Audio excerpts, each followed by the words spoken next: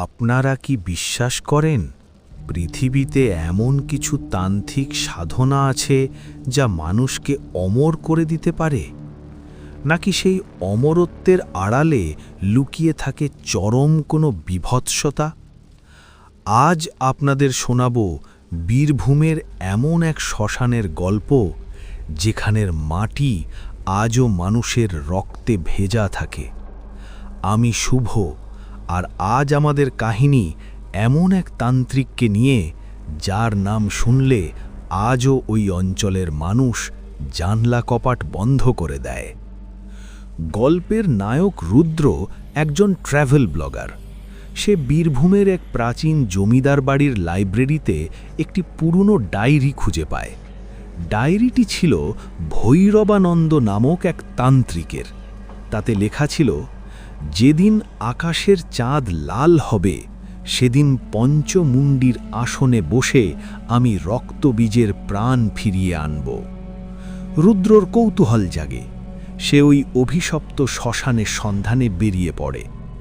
গ্রামের এক বৃদ্ধ তাকে সাবধান করে বলে, বাবা, ওখানে যাস না, ওখানে বাতাস কথা বলে আর গাছেরা মানুষের মাংস খায়।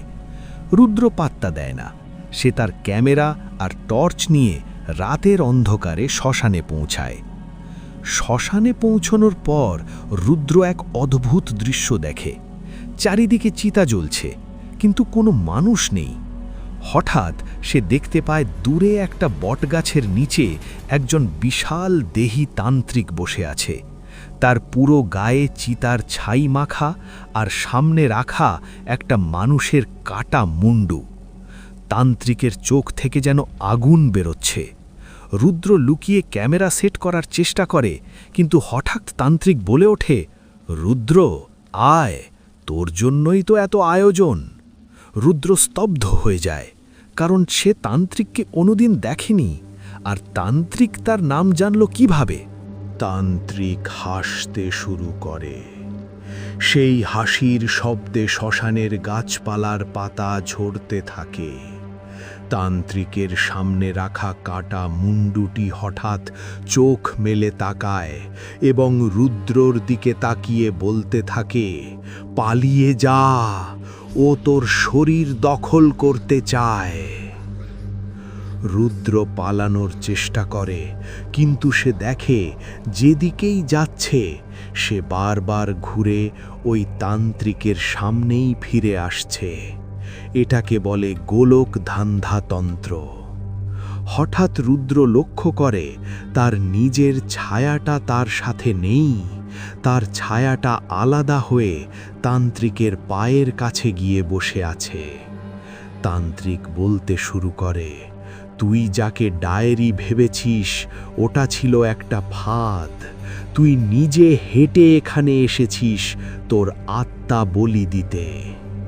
তান্ত্রিক তার হাতের চিমটা দিয়ে মাটিতে একটা গর্ত খুঁড়তে শুরু করে। সেই গর্ত থেকে শত শত কালো হাত বেরিয়ে এসে রুদ্রর পা জড়িয়ে ধরে। রুদ্র চিৎকার করতে থাকে। ঠিক সেই সময় সে দেখে তান্ত্রিকের শরীরটা ধীরে ধীরে গলতে শুরু করেছে। তান্ত্রিক আসলে কয়েকশো বছর আগেই মরে গিয়েছিল। সে শুধু তার অশরীরী রূপ নিয়ে বেঁচে আছে নতুন শরীরের সন্ধানে। রুদ্র তার পকেটে থাকা গঙ্গা জল, যা সে গ্রাম থেকে নিয়েছিল, তান্ত্রিকের ওপর ছিটিয়ে দেয়।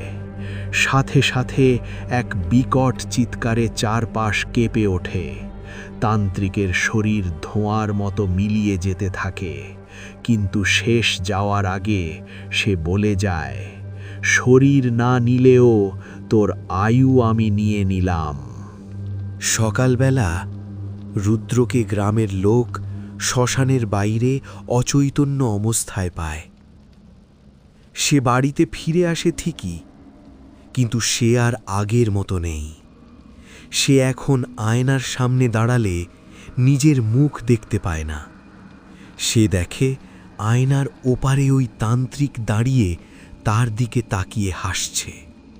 রুদ্রর গলার স্বর বদলে গেছে। মাঝে মাঝে সে মাঝরাতে ঘুম থেকে উঠে কাঁচা মাংস খুঁজতে থাকে। তার ক্যামেরা চেক করে দেখা যায় পুরো ফুটেজটি সাদা হয়ে আছে, শুধু শেষ প্রান্তে একটা শব্দ শোনা যাচ্ছে, পরের বার তোর শরীরটা আমার হবে।